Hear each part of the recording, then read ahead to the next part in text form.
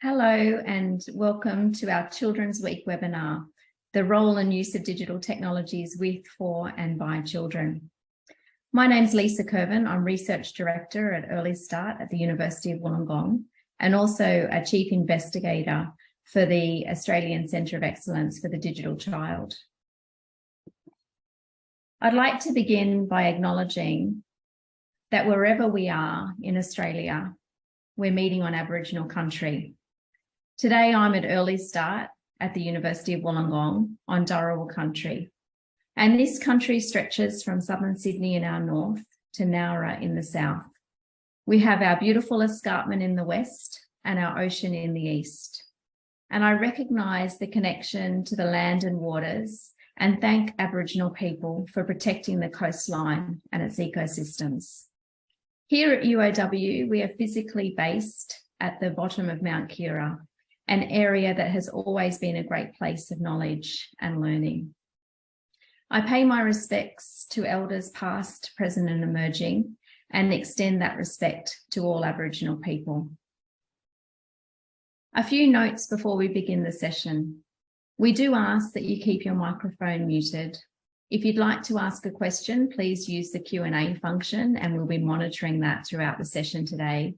And just a reminder that this session is being recorded and we'll be sharing those recordings through various channels at the end of the presentation. So this week we acknowledge and celebrate Children's Week, a national celebration that recognises the talents, the skills, the achievements and the rights of children. And the purpose of our session today is to consider the role of the digital in children's lives. We're going to take a look at the responsibilities of digital producers, as well as the children themselves and their adults in creating and consuming digital experiences to support and enhance child development. And to do this, we've put together quite an impressive panel. Let me introduce them to you. We're going to first hear from Professor Susan Edwards. Susan is Director of the Early Childhood Futures Research Program at the Institute for Learning Sciences and Teacher Education at ACU, Australian Catholic University. She's an expert in digital play and cyber safety in the early years, and she was a leader in Early Childhood Australia's statement on young children and digital technologies. Susan is also an investigator in the Centre of Excellence for the Digital Child. We also have Ant Frank, who has extensive experience in working with some of the biggest technology companies. He is passionate about cutting-edge technologies and how they can be used for good, bringing technology and people together in powerful ways. Ant is program lead at Indigital, Australia's first Indigenous edutech company, specialising in technology development and digital skills training in augmented and mixed realities, artificial intelligence, machine learning, Internet of Things, and geospatial technologies. We also have Laura Stone, who's the early childhood education producer at the Australian Broadcasting Corporation, our ABC, where she leads ABC Kids Early Education, creating opportunities for children and educators through media and digital resources. Also from ABC, Linda Harrison, who's an early education consultant for the ABC, and Linda develops play-based teaching resources that build upon ABC Kids, acknowledging the vital role quality digital content and technology play in responsive early education. What a team. Together, and from the different perspectives that we have on the screen today, our panel are going to help us work through the role of the digital in the lives of Australian children, the responsibilities for producers, for children and their adults, and some meaningful pathways for use of digital technologies. So without any further ado, I'm going to pass over to Susan, who's going to start our conversations.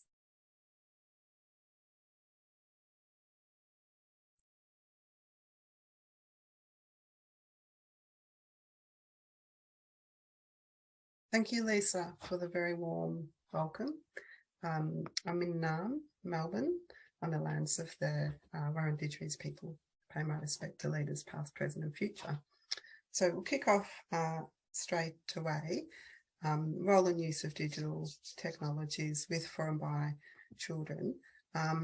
As part of the really lovely briefing that Lisa provided for this event, one of the opening ideas was to think about where are young children in the digital. And recently I've come across two sort of pieces of information that make me really think and understand the extent to which we are literally living with the digital.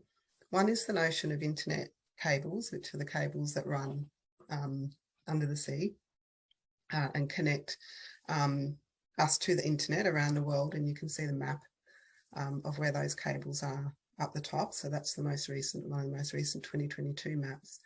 And the other is the notion of internet satellites. And you can see this image of satellites. They're not all internet satellites, some of it's also space junk that literally circles the Earth that we live in. So thinking of young children in the digital, it's not just the artifact, it's not just the notion that maybe this particular child at this moment in time is using this iPad or this phone or, you know, this particular piece of augmented reality. There's actually physical infrastructure that enables the digital, and we live with that physical infrastructure. The manifestation of that physical infrastructure, I'm trying to make sure I've marked my time as well because I don't want to go into other people's time. So the physical manifestation of that architecture for very young children is part of now how they live their lives. So many children, not all children, because not everyone has equal access to technologies or the internet, but they may experience using PayWave to pay for things, voice activation in their homes, access to digital content, video conferencing. If they attend early learning services, they're likely to have observations taken of them using digital documentation. They'll use technologies to communicate with others, have internet connected toys, in all likelihood have had some aspect of their life, whether it was before they were even born, via their ultrasound images or their first tooth or something, proudly shared on social media by families. So that infrastructure that's in our oceans and around our planet manifests then in the affordances for digital technologies in which we live through and with, and very young children included. And so Early Childhood Australia is one of the peak bodies representing families, educators, children and families in Australia. And several years ago now, they recognised that young children are living and growing up in this very sort of digitally mediated world. And so they decided to work on the statement on young children and digital technologies, so that there was guidance for people in the sector on the role and optimal use of digital technologies with, by and for young children, particularly in early education and care settings. Though what we've found with this statement is that it's had a lot of utility outside of early education and care settings, and it's been picked up by quite a number of organisations nationally to inform their own work with young children and digital technologies. So this was quite a substantial piece of work. There was a national advisory group, a lot of representation, a great deal of consultation with the sector. Discussion paper was released with feedback. A systematic review of the literature was conducted, and the draft statement on itself was circulated and also underwent international blind peer review. So a very, very rigorous process to get it to the point where it was published and launched. So the statement itself then considers that there were sort of four main aspects of children's lives in which we can think about using technologies with, by and for children. And it looks at our relationships and the way that technologies mediate and enable relationships, children's health and wellbeing. So it considers things like physical activity, posture, vision, social and emotional aspects of children's learning, and sleep. citizenship, which looks at aspects of children's online safety, digital rights, etc., and play pedagogy, which looks at the ways in which technologies can be integrated into the provision that educators have for children's learning. So if you haven't had a look at that statement, it's worth having a look. And if you don't want to go through the whole statement, it's fairly accessible. There's a summarised version as well. So I was invited to speak particularly today on the citizenship aspect of this statement, technologies with, by and for children. So in the ECA statement, the citizenship section considers children's rights to access digital technologies and the internet, children's privacy with digital technologies, safety, and their online safety education. So you can see there sort of a summary of what that citizenship section canvasses.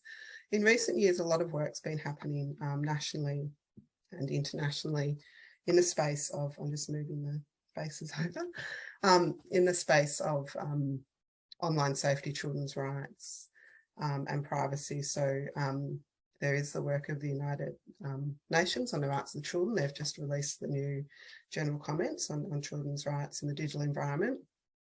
And one of these very primary rights is that children have the right to access the internet and the right to access digital technologies, because that statement recognises that access to the internet is so integral to the capacity to be a full and active citizen in 21st century life. In the UK, the Children's Code's just been released. There's the COPPA in America, which is Children's Online Privacy Protection Rule. This is the rule, and Ant might know a lot more about this, given his experience in a lot of large organisations that nominally set the age as 13 for signing up to social media. The Five Rights Foundation, also from the UK, California's recently just passed a new act for putting some management restriction around the management of children's data. There's a general data protection rule in Europe, and that also has what's called the right to be forgotten. And in Australia, there's a movement towards developing a new industry code around what types of material can be published online and what responsibilities organisations have in light of looking at that material.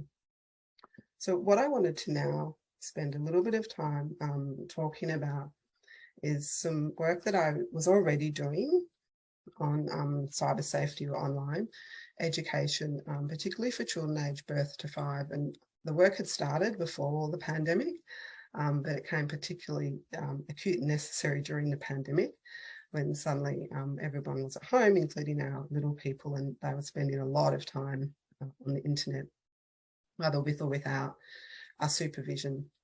So this work was, oops, hang on, go back. Sorry about that.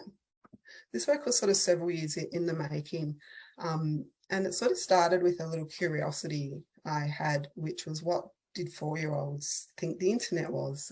So I started wondering about this around about in about 2012, 2013, I was like, oh, it seems like these little people are more and more accessing the internet, using the internet, hearing the word internet or online, or, you know, all this terminology in their lives. And I sort of wondered what might they think the internet is. And so I had a look to see what had been done on that, and really nothing had been done nationally or internationally, just to find out, you know, what do 4-year-olds think the internet is. And this seemed to me a bit of a gap, because if we didn't know what children of this age thought the internet was, how would we ensure that we were offering them learning experiences that would help keep them safe online, right? Because our messaging is, oh, well, don't talk to someone you don't know online, or don't click on a pop-up because you might download a virus, or all of these sorts of things. So we're giving them all this messaging, but we don't know what concept about the internet's sitting underneath the messaging. So like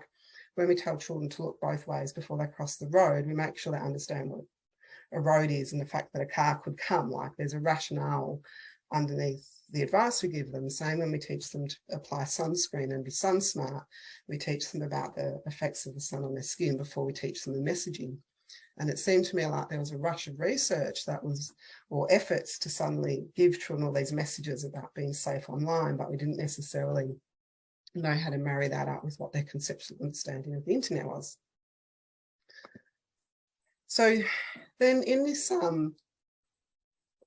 paper, what I set out to explore was then what are sort of the broad issues around the internet and how we approach young children's understandings of the internet and issues itself associated with this age group accessing the internet. So there's a chap called Feinberg whose work I've read quite carefully and follow quite carefully. And he talks about the fact that there's not one internet, like, because we sort of talk about the internet like it's a one thing, like, oh, I'm going on the internet or do you use the internet? And he says the internet's actually not one thing. And there's ways that we can think about the internet. So there's sort of like, I think Ant might do this better than I can, that there's a technical dimension to the internet, which is all the actual infrastructure that makes it possible, the networking, the cables, the satellites, the device you're using, all the things, the technical things that mean we can connect. Then there's the social side of the internet where people do things using that technical infrastructure. And Feinberg says that on the internet, there's sort of two broad ways that we engage socially with the internet. And one is what he calls the community model, which is where we use the internet to connect with other people who are like us, to share ideas and information, hook up with our friends and family, maybe colleagues, and the idea that, you know, we use the internet to have these sort of social connections. And then the other dimension of the internet he talks about is what's called the consumption side of the internet. And this is where the internet is used by people literally to make money, to sell goods and services, and that we go there to consume whatever it is you might buy on the internet, or however your data is used on the internet to push ads at you or to sell you things. So I know that all the data that's held about me seems to know that I would really like comfortable shoes, because for summer I keep getting ads for very comfortable middle-aged looking sandals and not high heel ones or anything like that. And so that's sort of that consumption aspect of the internet. And so what Feinberg invites us to think is that when we go on the internet, sometimes we're experiencing it as a community thing and sometimes as a consumption thing, but that can be quite fluid. So at any one moment of time, you might go there for community, but actually experience consumption and vice versa. And so that this is a very fluid thing. So you can see there's a dotted line there. So he invites us to think then that the internet's not a single thing. It's not just one thing. It's actually I guess a space as well as a network where all these things are happening. And these ideas of his come out of a theory that he calls critical constructivism. So what I tried to work out then was, okay, if we haven't got one internet and the internet is sort of more than one thing, how then can we think about the internet at all? And then as I was doing my reading and my thinking, I came across a whole field of research that's called internet studies. So they're actually people whose job it is to literally study and research the internet. And normally people who are involved in internet studies come from areas like social psychology, engineering, information sciences, computing studies, cultural studies, etc., etc. And I thought, well, why not early childhood education as well? So sort of popped the fact that maybe early childhood education has actually got something to offer the field of internet studies as well. So internet studies, because most people in internet studies accept the remit that there's not a singular internet. And so because they accept it's not a singular thing, in internet studies, the idea is that you can think about and research and study and act in practice as well with and about the internet by thinking about technologies, the technologies that are used and how they're used, the context in which internet is enacted and experienced, and also policy.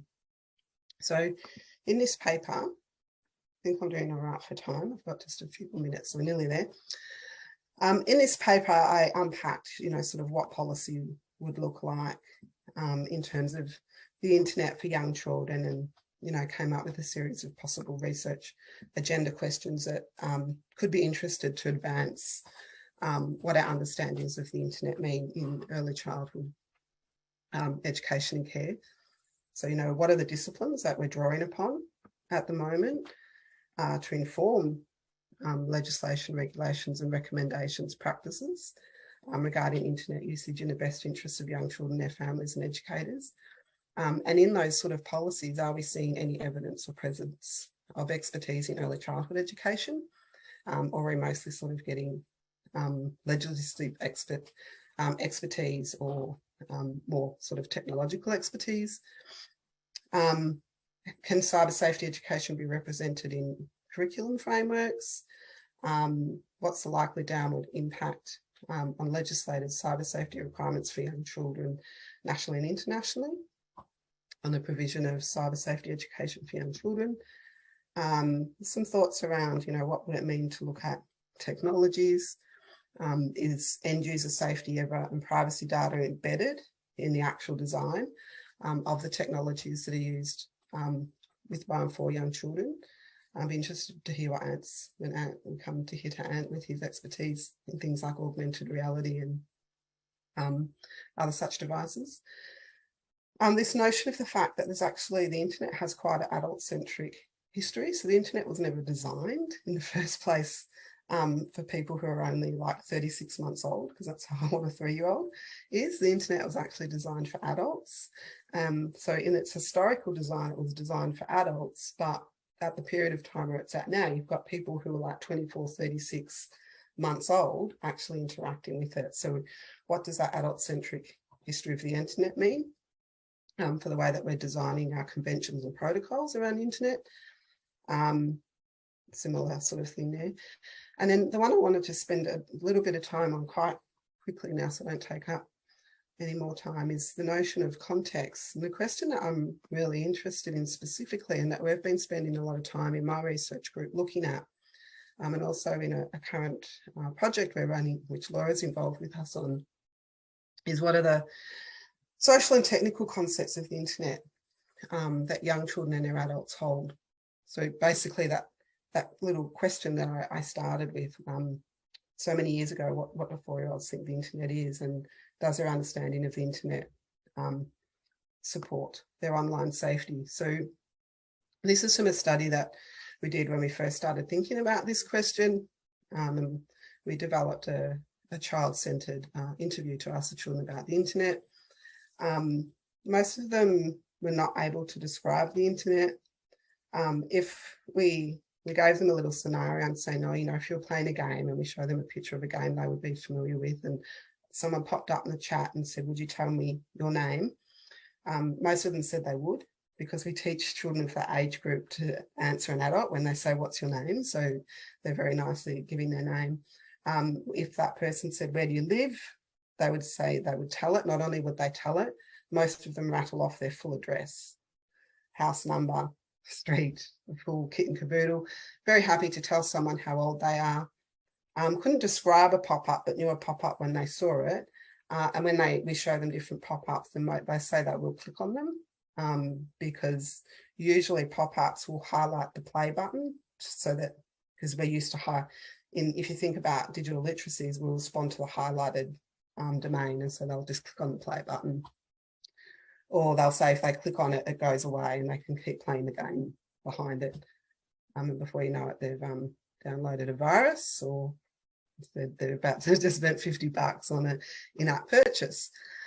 So this is work that Laura will be quite familiar with, that we've been doing in our project, and we've been deliberately trying to work with children to build their understandings of the internet. So this is an internet wall here. The children have been drawing selfies of themselves, and these are all on little pieces of Velcro, and they've also got well-known emoticons here and there. You can't quite see it, but up here on the wall there's also a phone, and it's connected with string to another phone, and they send each other their selfies or emoticons and messages, and it's got a piece of string connecting, and the educators have conversations with the children about who you're speaking to, who's on the other end of your string. This is a little pop-up activity. So on this is on a little paddle pop stick, and there's a piece of paper and it's got a picture of a pop-up. And the teacher explains to the children that during the week, she's going to come wherever they're playing, if they're in the block corner or the sand pit or the home corner, she's going to come with the pop-up and interrupt their play. And when she does that, they have to, work out what they're going to do to make her and her pop-up go away. And they've talked about how they've got to press the little cross. And so she won't go away and leave them in that play until they've pressed the cross. And if they press the cross, off she goes until she might pop up again later on at lunchtime. They don't know when she's going to pop up, and you can see they're quite intent. Been doing lots of collaborations with ABC as well, and a very beautiful piece of work on Play School all around online safety that we're very proud of, and we're excited to have a big piece of work with the Office of Safety, online safety for under fives. A lot of resources there, a book called Swish and Glide and Rule Number 5. There's a really nice collaborative piece with the AFP and the Alana and Madeline Foundation called Playing It Safe, which has got some excellent resources and ideas for educators to embed children's understandings of technologies and the internet. We've recently just finished a piece with the Australian Federal Police called Jack Changes the Game, which very gently and carefully touches on online grooming and cyber safety. So that's the end. I hope I was within my 20 minutes. I think I tried. And I'll pass over to Ant. So, Warami, g'day, hello, my name's Ant Frank, and I am coming to you from a little place in Sydney known as Guringai Country, the northern suburbs of Sydney, one of the Darug-speaking nations of the broader Sydney Basin. I just wanted to pay my respect also to elders past, present and emerging, and recognise their continuing connection to culture, land and the sacred waterways. I'm in a place also known as Hornsby Heights, where I spent the better part of this broader area as a child as well. And I found my way back here with two beautiful children. And when they were born, I recognised the need to move into a career in the digital space. Prior to that, there was no interest whatsoever. I think the internet came into the household for the most part when I was a teenager. Already had a pretty deep passion for music and my drum kit, much to the dismay of the members of the community in the street. But understanding that I lacked a literacy when my kids were born, to be able to help guide them through what was coming was the main motivator for me to change careers. So now I have a 13 and a 17-year-old, a 13-year-old daughter and a 17-year-old son. So we've navigated a lot of the tricky landscape already. And with friends in the street that have got very young children, it's an ongoing discussion that we have. And to understand what digital looks like to children today, I was reminded as a young child myself, and it's an analogy that I clumsily pull out of my bag from now and from time to time, around when the microwave oven was introduced to our household. Probably dating myself, but I was pretty young at the time, and it was actually quite a mind-blowing experience. And go with me on this. I had toast for breakfast every morning. A toaster was in the household before I could walk, and I took that for granted. When the microwave came into the house, we were mind blown about this new technology and what it could do, and couldn't really understand how and why. But as a young, probably 7, 8-year-old, maybe definitely less than 10 years old, it looked like a great toy to blow up eggs for the most part. But understanding that parallel to technology today is something that helps me understand what is the toaster for my children and what is the microwave oven. For my kids who, when the iPad, for example, and touchscreen technology became commonplace, that was pretty groundbreaking stuff for the most part for the adult community. Whereas my children being born in 2005, 2009, so touchscreen technology, I think smartphones for the most part was around 2008. ish, give or take a year or two. So when they were old enough to start engaging with interaction outside of the household anyway, touchscreen tech was commonplace. They saw their parents with iPhones, smartphones, iPads and whatnot. And so what is that microwave oven going to be for them? Was it, virtual reality headsets, mixed reality headsets, quite possibly, or is it not even close? Is the thing that's going to really blow their minds as they grow up into adulthood something that we haven't seen yet? Because there's a whole lot of stuff, including careers at the moment. I think from 2015, about 30% of jobs that are here now didn't exist. That's a pretty short period of time, by and large, when you consider what kind of world we're developing and growing for and with our children. What we do within Indigital is create a set of foundational skills that don't only make attempts to closing the digital divide between Indigenous and non-Indigenous kids, but giving all kids in a classroom much needed, relevant and locally accurate cultural education around Indigenous history, as told by the elders, in partnership with the elders of that particular community. And that forms the foundation of the digital skills training that we then embark upon. So how can the children then get an understanding on what kind of technology is available today by 3D animation, playing in Minecraft, learning some fundamentals on Python coding, so they can start to unpack what else is possible in this space. It's not by any means very complex. We like to keep it very simple and generate some real positive wins for children to encourage them to engage in this kind of technology. But what it's doing, moreover, is unlocking potential that some children never realised they had, be they Indigenous or non-Indigenous, recognising that there is a pathway, a meaningful pathway into the digital economy, especially for kids in remote and regional areas of Australia that don't have, say, the sort of technological accessibility that we might take for granted in metro cities.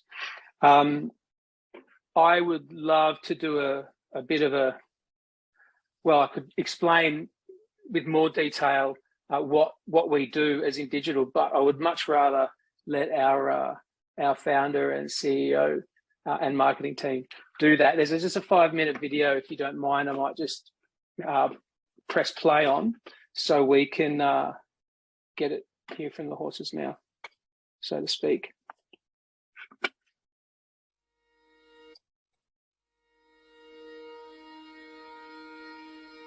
Country. It holds our story, our language, our law. It connects us to our ancestors and each other. Encoded across our sea, sky, river and desert country is 80,000 years of knowledge and story. Walk with us as we step towards a future where First Nations peoples are world leaders in embedding our knowledge in the creation of future technologies. Let us share what we see.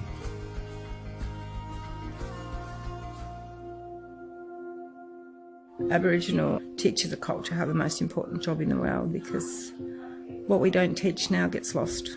Our culture is oral, and losing our story, I guess, has been one of the worst things that could have happened to us.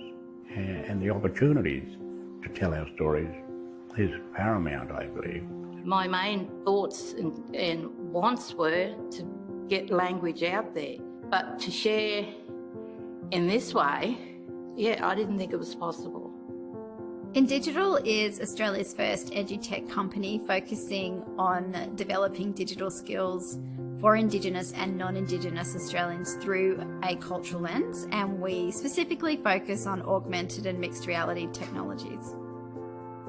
Led by our elders, We share cultural knowledge through a digital lens and teach digital skills through a cultural lens, inspiring our elders, young people and their educators to reach beyond what they think is possible for themselves. Right now, over 400 million Indigenous peoples across the world are excluded from digital futures. We are working to change this. We're going into an uncertain future where we don't know the skills that will be needed for these kids. I think following the kids' interests is going to help us prepare them for the world of tomorrow. The Indigital Schools program is an 8-step program where we teach teachers how to teach Indigenous digital skills, as well as working in 3D modelling and animation, and working in Minecraft Education Edition with Indigenous coding, and doing some storytelling as well. And we bring this together in an augmented reality experience that students can share at home. These kids are being exposed to a different type of learning and a different type of storytelling, or modes of storytelling that far exceed anything that I've ever known myself. So I guess it's a blending of new culture with the old culture and finding that balance. You just have to say, right, we're going to do some coding, and it's just like a stampede, you know, towards their devices. I mean, who doesn't love that? Looking at the augmented reality and the virtual reality and the mixed reality, and just watching the kids kind of, you can see some jaws just like dropping, and just like a lot of laughter and a lot of excitement from the kids. Really important, giving those kids that experience, making sure that they are prepared for whatever world tomorrow they're going to be living in, whatever technology they're going to need. It's quite important to know our past and what happened. It's a very good way to learn, I think, and it's a fun way to learn too. With such a wealth of cultural knowledge really at the learner's fingertips, the next round of digital entrepreneurs from an Indigenous perspective, again, I'd like to think that the potential is limitless as well. I've just reached into yesterday, I've just pulled a story to today, I've now told you that story, and now there's a responsibility for each and every one of you to take that story into tomorrow. All those kind of curriculum priorities like communication and teamwork, intercultural understanding, and then you're just kind of going, wow, you know, how else would I be doing this with the same level of engagement? So, I mean, it's really at just about every level it's been successful. Now I'm realising more than ever that it really is the kids. They've learned there is another culture that has a way of telling stories that has the same message as they probably get from home. And that's the way forward, I think. This is the way we try to change it as a planet to be a better place.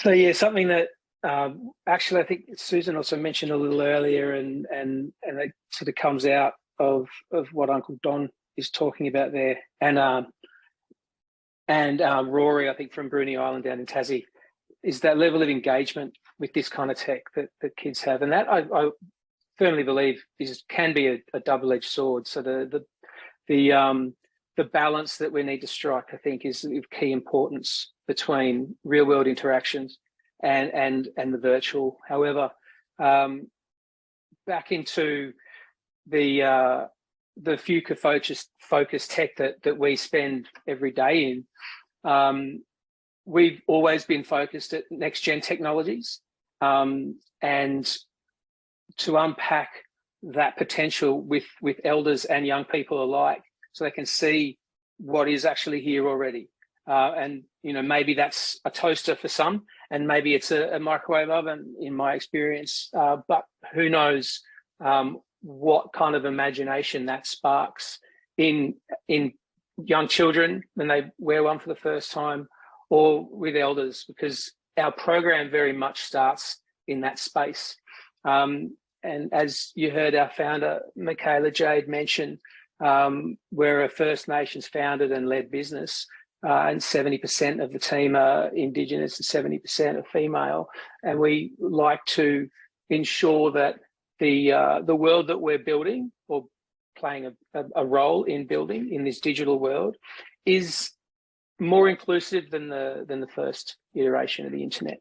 And I think when the internet was first being ideated and came to the fore, a few decades ago, there was a very exclusive group of people that were involved in its development. And I think we have recognised that and are making some really solid inroads to ensuring that it is a lot more inclusive for all, although it is a journey and there's still quite a way to travel. But to ensure that this program, for example, sets a baseline of understanding when it comes to what kind of a world do we live in or do we want to live in? Because when we're talking to children about what does digital mean to them, if they can't articulate it or explain it necessarily, they absolutely do live in it and they experience it and probably more instinctively respond and interact with it than their parents and grandparents could and would. So to inspire these foundational digital skills, at least opens up a dialogue. And for some children in the program where we deliver around the country, some children never realised that they had engineering in their brain, to coin a phrase from one of the children up in Arnhem Land a couple of years ago. So not only is it setting some foundational skills in frontier technologies, but some of them are realising that there are career pathways and potential within themselves that they didn't know they had in the past. So there's a couple of beautiful aspects to how we engage with children and the digital space. The most important thing is that the conversations that we're having are to impact children. And we do that through conversations with elders. We do that through the digital skills training that we provide to educators. But our North Star is always, how do we empower children and how do we ensure that the next generation of the internet, some referring to the spatial web or more popularly being sort of coined a phrase of the metaverse, whatever the Web 3.0 technologies, the next generation of this interconnected digital world in which we live and will live, how does that present for children? And is it going to be a safe space for not just for children, but obviously very, very importantly for children? But the approach we take is making sure that it's a safe space for all. And I think it's fair to say that there are a lot of marginalised groups that weren't involved in the development of current day technologies, and we'd like to make sure that we can move the needle to, like I said, a much more inclusive approach with that. I won't go into this slide. It's a whole lot of detail, but very much intentionally to keep it short and high level. Our program starts where we discuss cultural protocols with the traditional custodians of the country on which the school is built, so that they can understand that we are coming from the right place when it comes to respecting their intellectual property, the Indigenous cultural intellectual property in particular. So the technology showcases that we put the elders through very much helps them understand what kind of a world their stories are going to live in. It then enables them to decide on the appropriate story for sharing. We then also have the same sort of Indigenous cultural intellectual property, or ICIP, conversations with the students. And you heard Dylan from Bundaberg Kalki State School in that video talk to the children in process, saying, I've pulled this story from the past and brought it into the present. Now it's your responsibility to take it into the future. That kind of conversation is underpinned by ICIP. So they're understanding what responsibility do we have as Indigenous kids and as non-Indigenous peoples with regard to sharing that and also hearing these kinds of stories. This creates a much broader and more inclusive environment, and hopefully, obviously, a much broader inclusive world, not just a digital one. The upskilling of Indigenous elders in this space seems to be a really happy byproduct, if I'm honest. where elders are starting to put on these sorts of headsets as well and recognise that now they have a skill set that they didn't realise could be monetised. So we're also empowering and enabling a lot of remote and regional Indigenous communities to monetise their cultural IP and be able to do it on country, which is a very significant requirement for Indigenous peoples to be able to stay on country, which now that the technology that we get to see and to an extent take advantage of is becoming much more realised.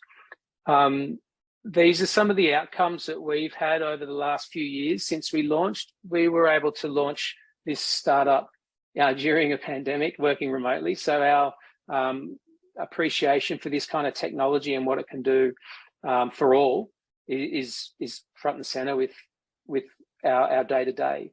We've engaged with about 7 First Nations communities who have recognised, as with the children in the classes that we have had them deliver the program to, the development of really core principles like empathy and understanding, being able to break down biases and recognise unconscious bias within oneself, problem-solving techniques, teamwork and collaboration from a really young age, not to mention analytical abilities and recognising the importance of, as I touched on, creating a safe space for all, which I think we can agree is pretty key.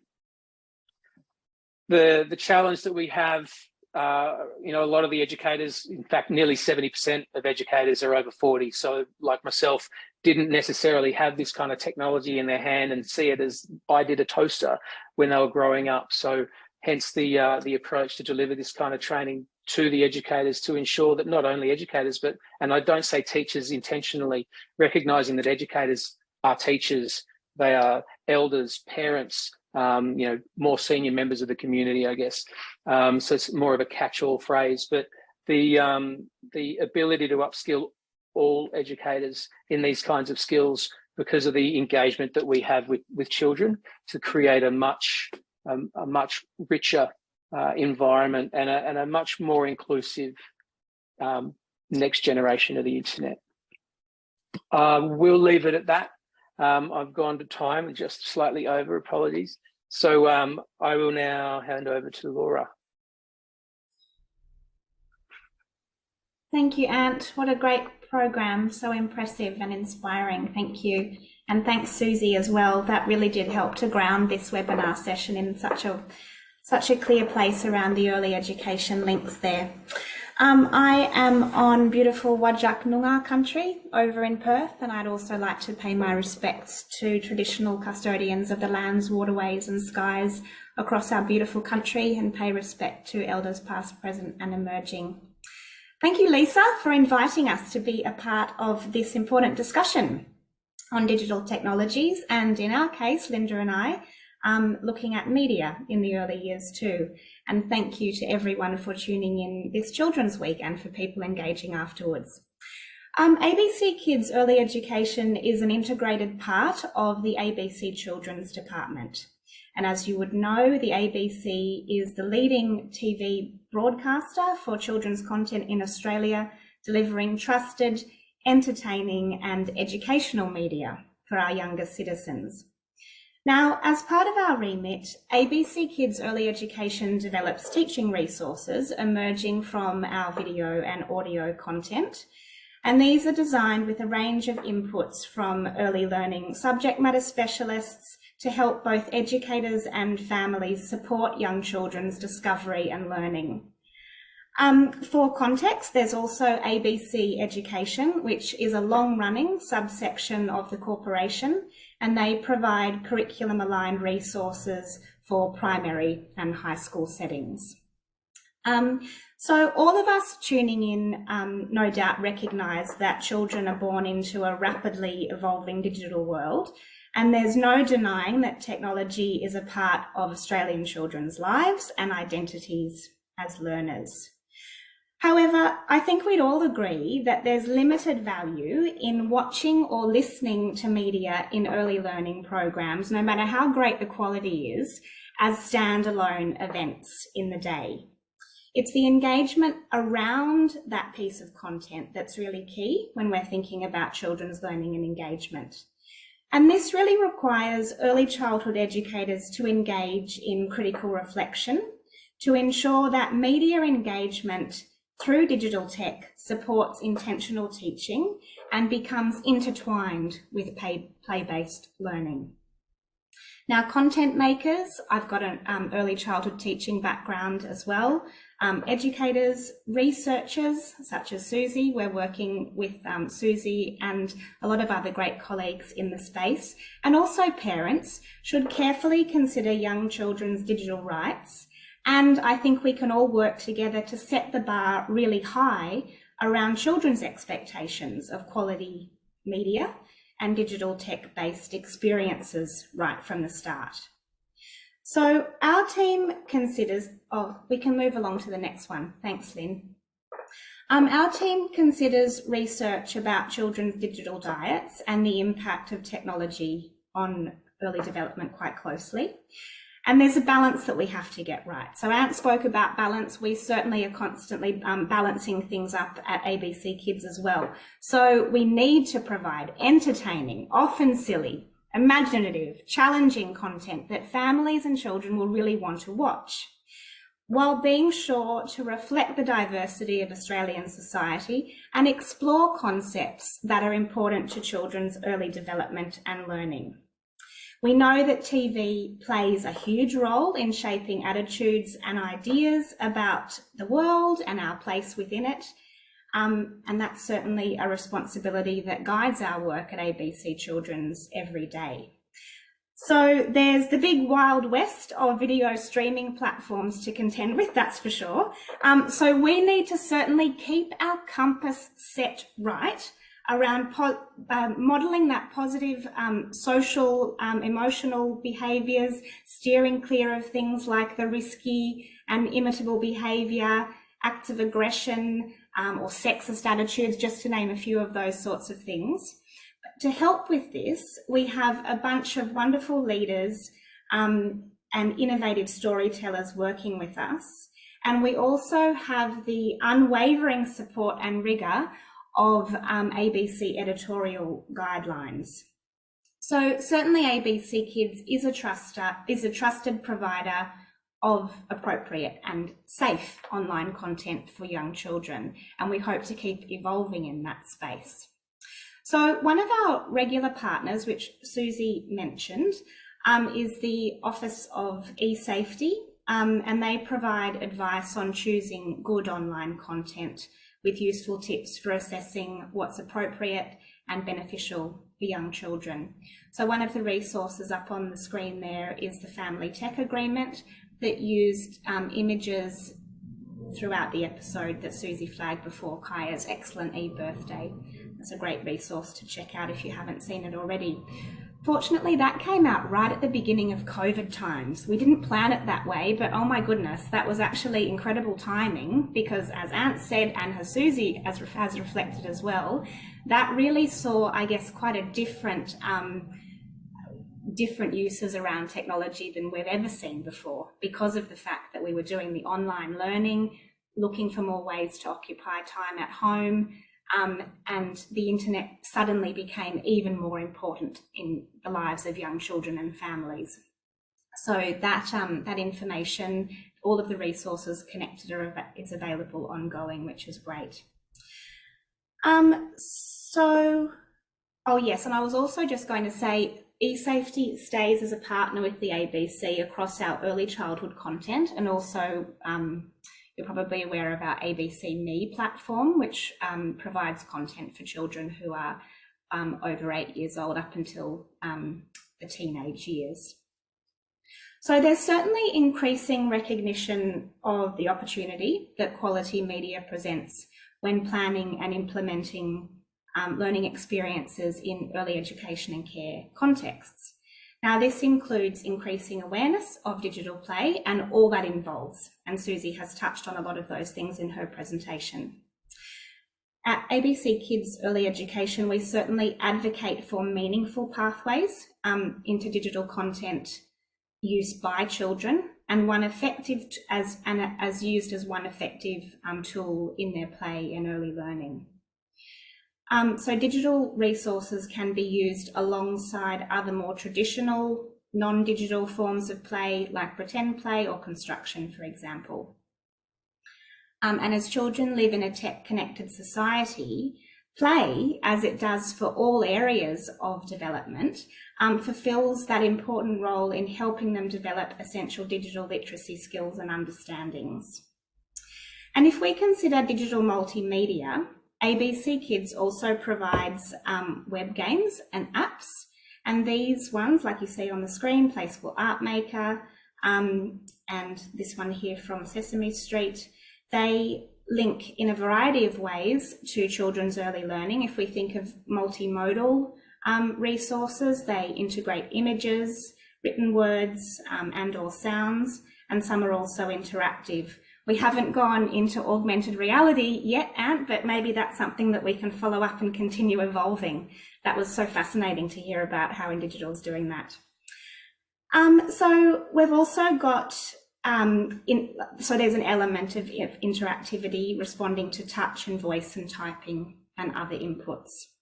Now, these sorts of resources we know can ignite children's natural curiosity, encourage them to engage in problem solving, building language skills and early maths understandings, while enhancing digital and multimodal literacy. So this is nothing new for us, but as I said, we're always looking for ways to evolve. Play School Art Maker is now over a decade old, which is incredible, but it's still one of those resources because it was informed by early childhood research. Professor or Dr. Kate Highfield, I should say, worked as an early childhood advisor on the development of that particular app with ABC Education at the time. So by using apps like Art Maker, children can become digital content makers in their own right. It has open-ended potential and it's informed by those early childhood researchers and early childhood practice. So we can move to the next one. All right, so what do we consider when producing children's media and digital resources at the ABC? So we've got our award-winning programs such as Play School and of course Bluey. They're very much inspired by children's play. I'll just focus on Play School for this particular point that we'll make. Early childhood advisors contribute to development of Play School at all stages to ensure that the program is founded on contemporary early childhood pedagogy and early years curriculum. Now, as you would know, I'm sure if you've watched a few episodes of Play School over the years, it's always looked to create strong relationships between children and presenters through the screen. Children are invited to respond and play along as the show is playing. The presenters use open-ended questions, they think about pacing, they incorporate singing, storytelling, movement and humour, encouraging that active engagement while watching and giving those ideas for follow-up afterwards. And we have our new strands of Play School that focus more deeply, I suppose, on priorities in early learning, such as science time. We're thinking about STEM, language and literacy through Play School Story Time. The wonderful Eddie Wu there presenting as a guest on Play School's Marvellous Maths, and Yarning and Dreaming, focusing on embedding Indigenous perspectives in early learning programs. Now, these new strands of Play School certainly are ideal co-viewing opportunities for children and for the adults in their lives as well. And that's something that we're really thoughtful about when we're planning the content, and then thinking of ways that we can turn listening and viewing. And I say listening because we've also got our wonderful ABC Kids Listen audio platform. We're thinking of how we can then turn those experiences into playfully doing for children. We'll go on to the next one. So when we consider meaningful pathways into digital content use, it's really important for early childhood educators to acknowledge that pop culture plays a really big part in the lives of children and consider the value it has when using using programs like Bluey, for example, to extend children's interests. So if we think about this incredible Bluey phenomenon, that might be a way to help early childhood educators explore a range of ideas that are universally interesting and relevant to preschool age children and their families, while also connecting to parenting goals for simple and enriching unstructured play together with their own children. So integrating this kind of digital media into play-based learning can inform complex play narratives that children enact within their early childhood education and care settings. And at home, this is talked about quite a bit in the Early Childhood Australia statement that Susie was mentioning before, which is fantastic. So when we think about digital play in early education, it is often intertwined with pop culture, and digital play at home and in early learning settings is often influenced by children's media, creating what we could visualise as a helix, where we see times of convergence and separation in children's play and learning. So Linda will now take a deeper look at this idea and discuss how the inclusion of quality children's media and digital resources in early education can enrich children's learning by complicating their play in a good way, particularly when we practice responsive and intentional teaching. Thank you, Linda. Thanks, Laura. Hi, everyone. I'm here today on Barkington country, and I'd also like to pay my respect to elders past, present and emerging.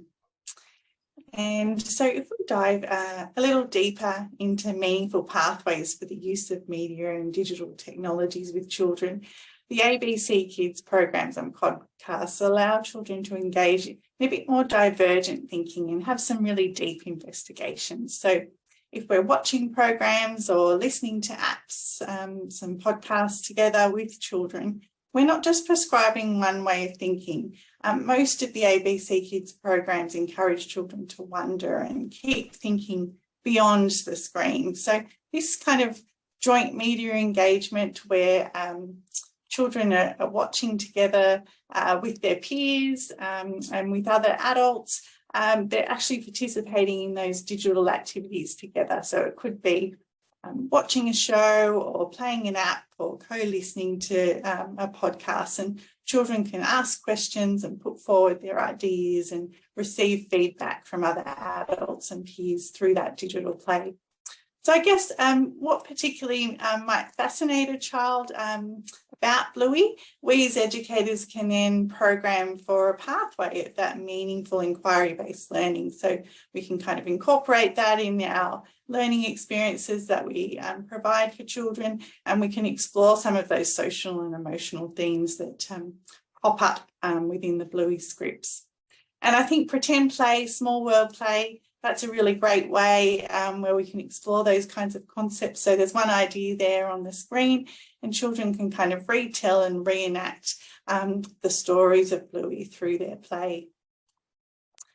So I think if we're thinking about how we can include media and digital technologies in early learning through responsive teaching, we can kind of look at extending learning beyond the screen and using that balanced intentional teaching approach. So we can look at digital screens as, I guess, windows or mirrors or a bit of a magnifying glass. One of the many tools that we as teachers can use to reflect children's interests and help them explore the world. So it doesn't, using digital technologies doesn't have to replace our hands-on learning that we provide for children through play. Instead, it can really enhance it. So, you know, the digital camera or the smart board or the tablet that we might provide can sit alongside all those other traditional play-based resources like puzzles and dress-ups and blocks and all those fun things. And we can really use technology to spark children's interests and extend their learning, foster that critical and creative thinking. And I think the early years learning framework refers to technologies quite a bit as well, encouraging children to access global connections and resources and to encourage new ways of thinking. So we can really use technologies to provoke children's curiosity and encourage that abstract thinking. I think also if we look at digital play, it actually involves children using many combinations of resources. So they might be using digital and non-digital resources either by themselves or together with others. So they might, make their own videos using puppets, or they might use some digital timekeepers while they're doing some running races. And so with these digital devices, we're using them with hands-on materials. So another, I guess, example is this one in the photo here. The children at this centre had listened to an ABC Kids Listen podcast called Imagine This, and it was about why did the dinosaurs die? So that kind of, I guess, children engaged in small world imaginative play to further explore the concepts and ideas that they heard in that podcast. So there were kind of facts about paleontologists and the different dinosaur species, and that kind of sparked learning about different landscapes and different types of dinosaurs, and lots of learning was happening there through a kind of exploration as well as conversations and investigations through that digital play. Another great podcast is Story Salad. And I think ABC Kids Listen has a really wide catalogue of educational podcasts that educators can kind of dip into to develop children's skills as those confident and involved learners. And with this particular podcast, I'm not sure if you've heard of it, but the hosts actually have to make up a story in 3 minutes using 3 words on the spot. And it's a really good one for developing listening skills and understandings about how to structure a good story. But the key is after we've kind of engaged with this media, we can turn that experience into that playful doing. So we can provide the art and craft materials for children to make their own puppets, and then they can reenact the stories or make up their own stories, developing those literacy skills. So there's a new handbook out that's come out recently too, which can kind of, I guess, supercharge your own playlist if you're an early childhood educator. And it kind of steps through steps through all the podcasts and the kind of music programs that are on the site there, and ways that you can incorporate that within your programming and planning. So the last slide here is just kind of to think about what opportunities lie ahead. And I think when we think about good quality children's media and digital content, we can think about it as an effective tool for teaching and learning in early childhood settings. So these are some of the ways which I've kind of already mentioned about sparking and extending upon children's interests. We can also foster those divergent thinking skills. We can also help children build those important relationships with teachers and families and with their peers. So I think another thing just to keep in mind, that idea of when we're using digital technologies, it is important that we co-view and co-play with the children. That way we're kind of part of their digital playgrounds, and that can help us inform our pathways for learning. And that way exploratory play can remain at the front of our programming and planning. And then I think we really have that opportunity to shape children's relationship with technology if we embed it within our practice. And I think as teachers, every day we're making decisions, aren't we, about what resources we choose to use with young children and why. And so we can also make choices about including media and digital technologies in the same way. And it doesn't have to be something that's really extensive, that every day we're including this. It's more of a bit of a peppered approach, and it fits authentically into our daily programming and planning. So after we watch a program, listen to a podcast, parents and educators can encourage children to reflect on that content through real world play. And there's lots of early education notes on the website where you can get some wonderful ideas for turning that viewing into playful doing at home. So to finish off, I think if you'd like to know more, you can feel free, you can follow us on social media as well on the ABC Kids community page with some more ideas for how you can use that digital and video content. Could I just quickly finish off by saying too, for all of the educators who are tuned in and listening and who'll follow up afterwards with the recording, because it is your ABC, I mean, we're custodians of this platform, but certainly we are always incredibly open to collaboration from people working in the early education and care sector. You've seen photos all the way throughout this presentation of early learning experiences happening and unfolding. So if that's something that you would like to get involved in with us, I would just always encourage you, if you visit our website, you can find ways to get in touch, and we would just love you to do so. So that's sort of an open invitation to educators on the call. Thanks, Lisa. Pass over to you. Wonderful, thank you. And thanks for that invitation, Laura. I'm sure many will take up that opportunity. Enormous thanks to all of our presenters, Susan, Ant, Laura and Linda. What tremendous insights you've given us into digital technologies in the lives of the children that we work with. And as I listened to each of you share your insights, there were some really common themes that came across the presentations. Ideas of empowerment, ideas of access, and a really forward-focused vision around what technologies and the lives of children might mean. We have had a lot of questions coming through in the chat site, and I'm going to do my best to bring some of them together as we unpack some of the areas. Susie, you talked about the history of the internet, and you talked around iterations of the internet, and Laura, you talked about the wild west of streaming. And I think that's really interesting for us to think about. And at a time where we're really trying to prioritise the child's voice and think around issues of advocacy, Susie, I wonder if you might be able to comment on how we might involve children in the co-design of the internet and/or digital technologies. Thank you, Lisa. I'll make a few comments and also open it to contributions from other presenters, if that's okay. And Ant touched on the development of the internet and how it was sort of initially developed by a group of people. There's sort of two aspects to think about. One's the development of the actual internet itself. So that's the group of people who worked out how to get computers, they were desktop computers at the time, to talk to each other through a particular infrastructure.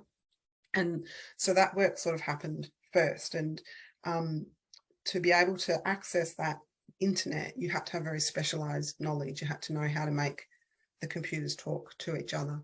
And it was Berners-Lee in Switzerland who came up with the idea of the World Wide Web, which is the stuff that's good for people like me who can't make computers talk, that sits on top of the internet.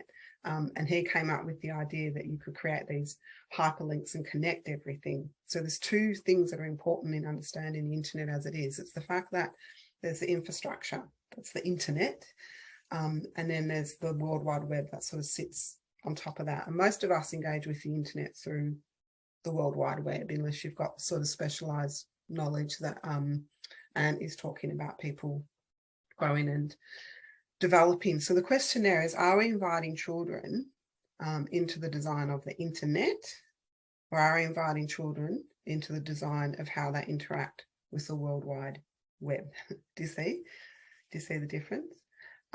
So I don't know, Ant or Laura, if you or Linda would like to take that up, but my one final thing would be that given what the United Nations has released in their general comment on the rights of the digital child, is that children have the right to be consulted and have their opinions sought on all aspects of the digital, including the design of. So at some point in time, digital companies, technological designers are going to have to work out ways to consult with and get children's voices into the development of their products and or their policies that go around the use of those products. So Laura or Linda? Yeah, I've got one example to talk about, and I can do it quite quickly. An example of co-design. Co-design is a big deal at the ABC. I think every new project that we launch into, there's an element of co-design as part of it, within colleagues at the ABC, and then with external stakeholders, and of course with our audience. I mean, that's incredibly important. So a couple of years ago, we redesigned the ABC Kids app, which is a staple in many, many homes. And as part of that process, we did a whole series of co-design workshops with children and families who came in. It was a very fascinating process with double-sided mirrors and early childhood experts and tech experts working with the children to really work through what was working and what needed a rethink and a redesign around the existing app and what ended up becoming the new one. So that's just one example of a process that is in place at the ABC, and a process that I think will continue to evolve and perhaps get even more meaty as we move into the next iteration of the various products that we have available for our tech savvy, pretty discerning and hopefully, you know, quality children who demand quality control, I think, especially as we move into the next decade, I think. So that's just one example from an ABC perspective with co-design. Thanks, Laura. And you made a comment around 70% of our educators haven't grown up with technology, and that's something that you're looking at across the educator sector. And you defined educators as being those who are teachers, but also elders and so on. So how might adults' understanding of the impact of the internet impact on the advice that they give about ways to interact with digital technologies, and what can we do about that? It's a really good question, and because there's a significant impact from one family to the next. I think we can all relate where one family that has very World Wide Web savvy parents compared to the next that may not have access to a computer at all, by design or by desire or by circumstance. The way that their knowledge and their opinions about the digital space absolutely would influence children and how they grow up with it.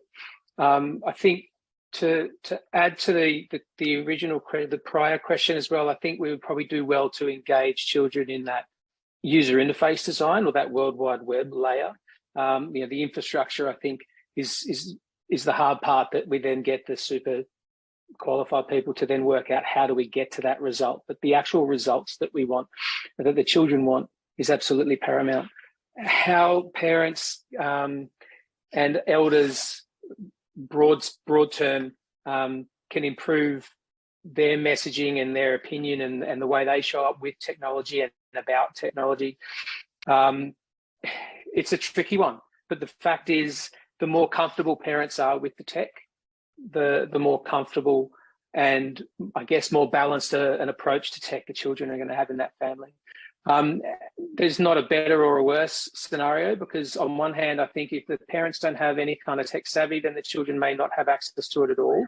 And maybe that's at that stage of that family's journey, I guess, probably a better thing than giving children unfettered access to it when the parents aren't really able to navigate it and support children in that space.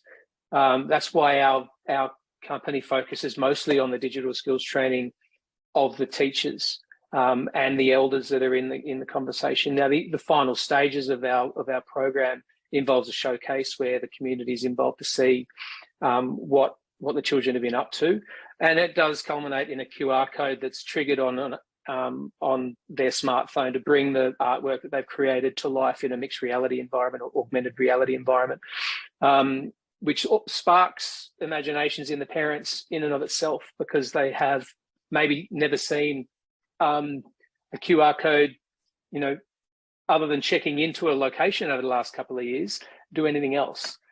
So the more we can expose adults that maybe didn't get that exposure as kids to these frontier technologies, those wow moments will also spark some excitement and then encourage the journey to be done, again, carefully, and with a positive approach rather than fear-based lens. Thanks. Those are really valuable insights, and I think conversations that are ongoing, aren't they, in terms of how we work with the adults that work alongside our children. Throughout the conversations this afternoon, we've had ideas around technology not replacing activities, the importance of connection and communication, technology to enhance, and the need for balance, and really lots of conversations around the whole range of digital opportunities that are available for children. I'm really interested to hear any insights that the panel has around how do children see and understand the digital. Is there such a thing as digital play, or is it just play? Do children see the differences that we see between the digital and non-digital environments? Who would like to take that one? I can kick it off if Laura will let me handball to her. Is that all right, Laura? I think you might even know where I'm going. Yeah, I reckon. Yeah. Yeah. For me, the focus of education, in whichever world you're in, has to be meaning making. So that if it's your elders, if it's your educators, if it's your family, that people are helping you understand the world in which you live, so that you can make decisions about what you do, how you behave, how you treat people that are good for you and are good for grow your community, because we have to grow. You can only grow the community that you've got, right? So for me, it's all about meaning making. It's not actually about digital tech or non-digital tech or whatever it is. But whatever combinations, I hope you can't hear my children starting to fight. It's 5:30. It's an anxious time for everybody. I'll finish this and put it on mute so you can't hear it. Whatever means it is, if you're bringing the digital and the non-digital together, and that's helping people understand their world and make meaning, then that's doing the job of what education should do. So I'll pass to Laura, because we have a beautiful example of this that Laura's developed from our shared project about when the dinosaurs came to Kindy. Oh, yes. Is that the one that you thought I was thinking of, Laura? Well, I don't know. I had a few different things in my head, but thanks for helping me narrow it down on the spot. That's very good. So that is a link with augmented reality, but it wasn't ABC augmented reality. It was a fantastic, just free dinosaur augmented reality app that an early childhood educator had discovered after a trip to a big brand supermarket, and they were using a similar kind of augmented reality technology, using barcodes, etc., on the floors of the supermarket aisles. That led them to going back and thinking, well, how can we complicate the children's play and make it add to the meaning that children were making around their interest in dinosaurs by downloading the augmented reality app, where you can superimpose a Tyrannosaurus Rex into your backyard, in your sandpit area, what have you. So they really went down the rabbit burrow with this very involved early learning project that happened to tie in with one of the programs that ABC Kids offers. You might have heard of it, Andy's Dinosaur Adventures. That's a CBeebies program. And the idea is there's a gizmo that Andy uses to sort of teleport, a little bit Doctor Who style, back into prehistoric times. So that was pulled in as part of the holistic learning experience. And it was something that unfolded over a number of weeks. And it was a really great example of how those digital tools were helping children to make meaning. We have those categories as educators to help us document children's learning. You know, we do break down the areas of play because we know how wonderfully rich and complex it is. I think that some children might be very much recognizing that they're engaging with a digital resource, and others, it may not matter so much. And, you know, perhaps it's something that they are just involved in the play moment. But either way, that was a really beautiful example of the additional layers, I think, that can be built in to an early learning context when you are open to how those digital resources can enhance the meaning that children are making. Thanks, Laura. And I think I saw you jump off mute as well. Is there something else you wanted to add there? Just only the fact that our street is a little cul-de-sac. We're lucky to have quite a close-knit community where we live, and we've got a giant trampoline in the front yard that our two children have, for the most part, outgrown. But thankfully, all the other kids in the street haven't. So it's the community trampoline in the front yard, and there's a couple of the kids bouncing on it at the moment. So luckily, I think because of that and the basketball hoop, we've still got a bunch of stuff outdoors where there is a clear delineation between play and digital play. Although I think it's probably more in just the play terminology. I think by and large, I don't think it's going to be as common for especially teenage kids. The digital is becoming so pervasive and so ever present that it's almost disappearing as a thing and becoming as commonplace as a toaster when I was a kid. That's a great point to finish up the webinar on. So thank you, Ant. Enormous thanks to all of our panelists.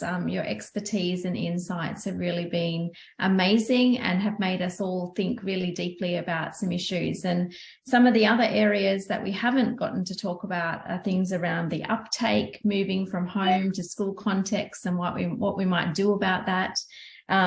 Thinking around the national body of evidence and the sorts of conversations that we need to have around all of the adults in children's lives and ways that we can really support everybody to make sure that children have access to the digital technologies that they have a right to have access to, and certainly empower them to be able to share what their meaningful pathways are and to help advise us on the way. So thank you very much. Really enjoyed the conversations, and I hope that they're ongoing.